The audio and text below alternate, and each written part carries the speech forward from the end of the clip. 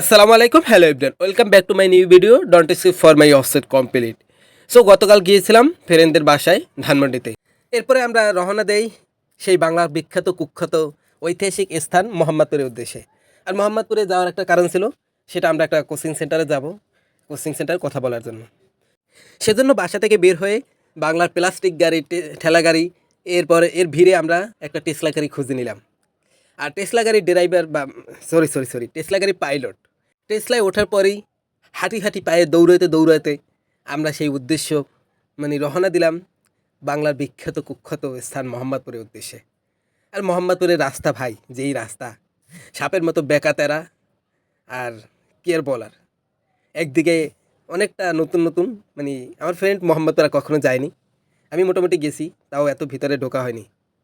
So সব মিলিয়ে প্রায় নতুন নতুন একটা ভাব ছিল, কিছুটা ভয়ও ছিল, আবার কিছুটা সাহসও ছিল যে আজকে ঐতিহাসিক স্থানে আমরা যাচ্ছি, সেটা নতুন এক অভিজ্ঞতা।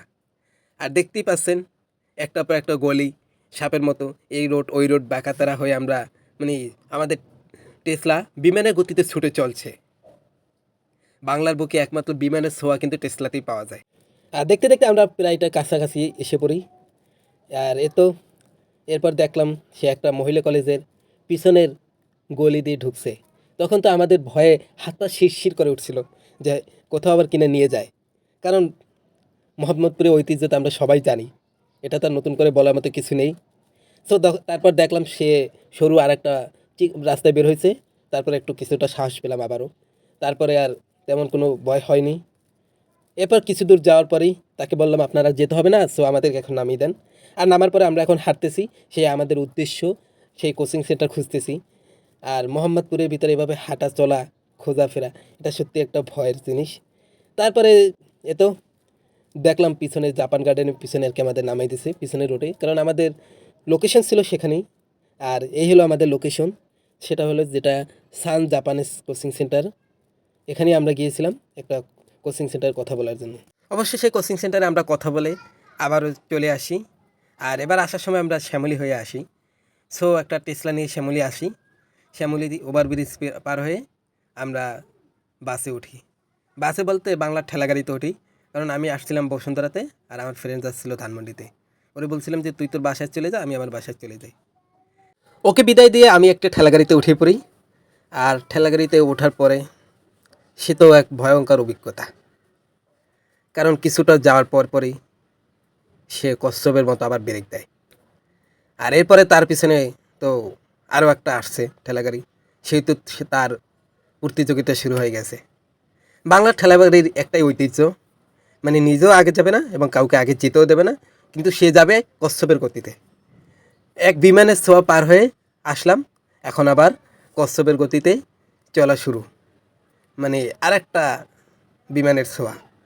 বাংলার সড়ক পথে যে বিমানের ছোঁয়াগুলো আমরা পাই প্রতিনিয়ত, তার সাথে জ্যাম, তারপর রেষারেষি, এগুলো তো আছেই। আর কথা হলো, আমি আগে যাইবা না যাই, আরেকজনকে যেতে দেবো না। এই যে দেখেন কি একটা অবস্থা, একজন আরেকজনকে কীভাবে আটকে রাখছে, যদিও কেউ যাইতেছে না। এটাই হয় প্রতিনিয়ত।